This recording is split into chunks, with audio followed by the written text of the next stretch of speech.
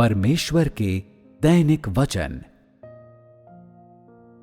मेरी नजरों में मनुष्य सभी चीजों का शासक है।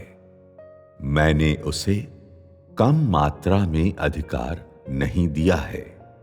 उसे पृथ्वी पर सभी चीजों, पहाड़ों के ऊपर की घास, जंगलों के बीच जानवरों और जल की मछलियों का प्रबंध करने की अनुमति दी है।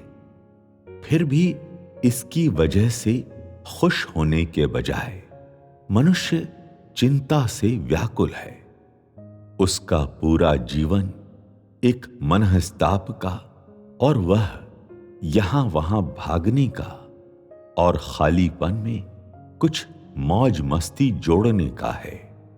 और उसके पूरे जीवन में कोई नए आविष्कार और नई रचनाएं नहीं है। कोई भी अपने आप को इस खोखले जीवन से छुड़ाने में समर्थ नहीं है। किसी ने कभी भी सार्थक जीवन की खोज नहीं की है और किसी ने कभी भी एक वास्तविक जीवन का अनुभव नहीं किया है।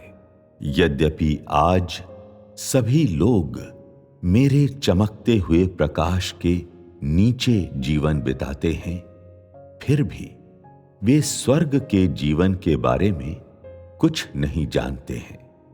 यदि मैं मनुष्य के प्रति दयालु नहीं हूं और मनुष्य को नहीं बचाता हूं, तो सभी लोग व्यर्थ में आए हैं।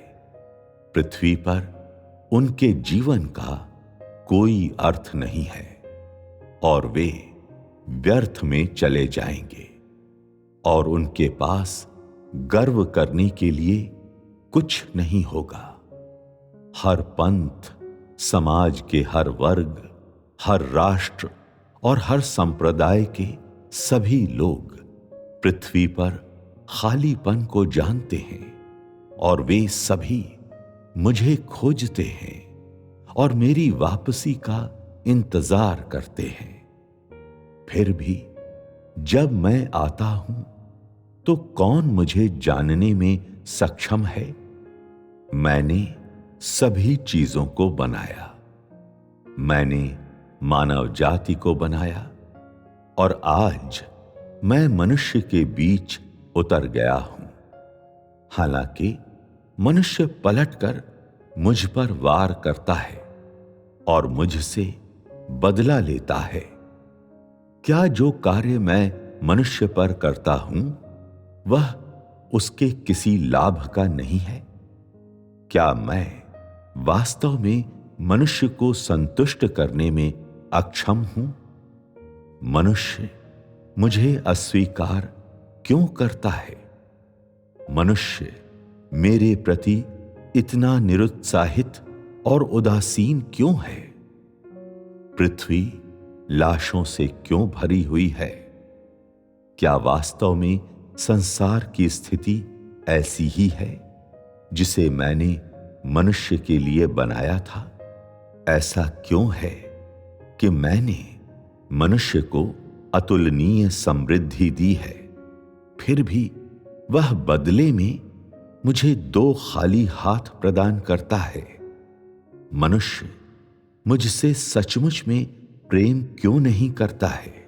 वह कभी भी मेरे सामने क्यों नहीं आता है? क्या मेरे सारे वचन वास्तव में व्यर्थ हैं? क्या मेरे वचन पानी में से गर्मी की तरह गायब हो गए हैं? क्यों मनुष्य मेरे साथ सहयोग करने का अनिच्छुक है? क्या मेरे आगमन का दिन मनुष्य के लिए वास्तव में मृत्यु का दिन है? क्या मैं वास्तव में उस समय मनुष्य को नष्ट कर सकता हूं जब मेरे राज्य का गठन होता है?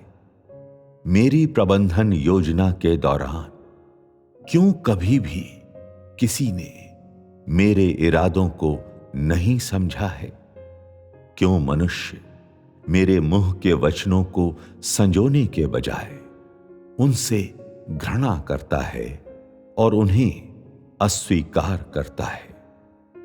मैं किसी की भी निंदा नहीं करता हूं, परंतु मात्र सभी लोगों को शांत करवाता हूं और उनसे आत्मचिंतन का कार्य करवाता हूं।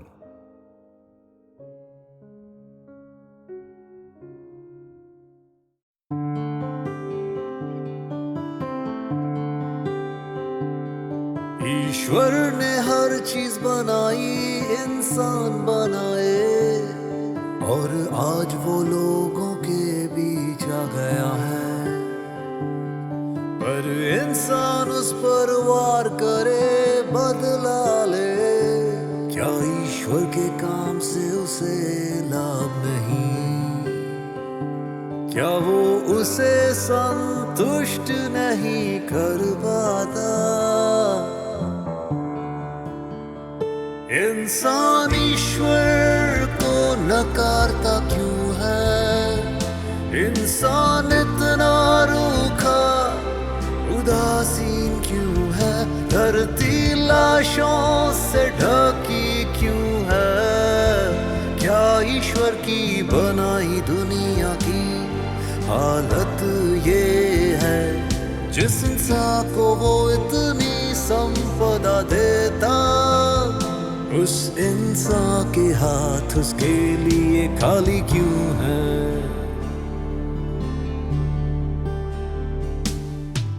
इंसान उसके वचनों को संजोता क्यों नहीं? इंसान उसके वचनों को नकारता क्यों है? ईश्वर निंदा नहीं करता, वो चाहता है बस इंसान शांत होकर आत्मचिंतन करे।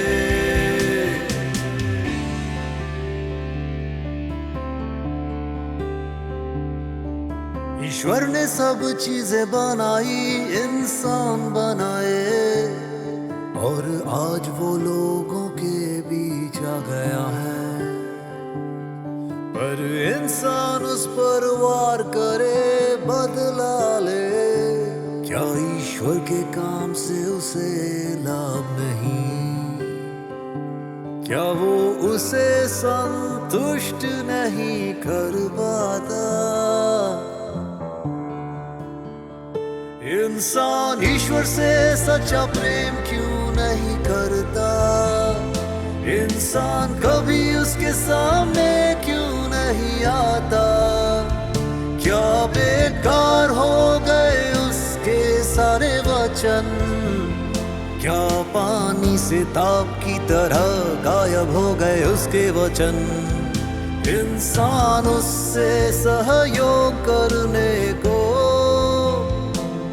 तैयार क्यों नहीं है?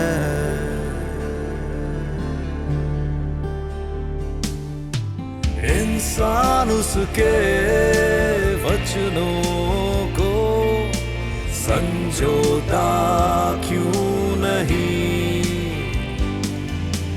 इंसान उसके वचनों को नकारता क्यों है? ईश्वर निंदा नहीं करता, वो चाहता है बस इंसान शांत होकर आत्मचिंतन करे।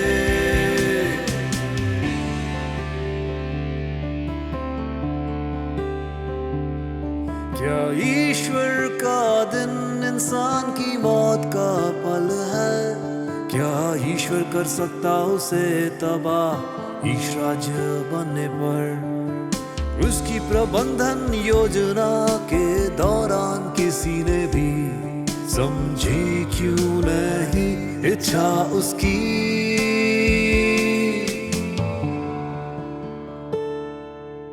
इंसान उसके वचनों को संजोता क्यों नहीं? इंसान उसके नकारता क्यों है। ईश्वर निंदा नहीं करता, वो चाहता है बस इंसान शांत होकर आत्मचिंतन करे। ईश्वर निंदा नहीं करता, वो चाहता है बस इंसान शांत होकर आत्मचिंतन करे।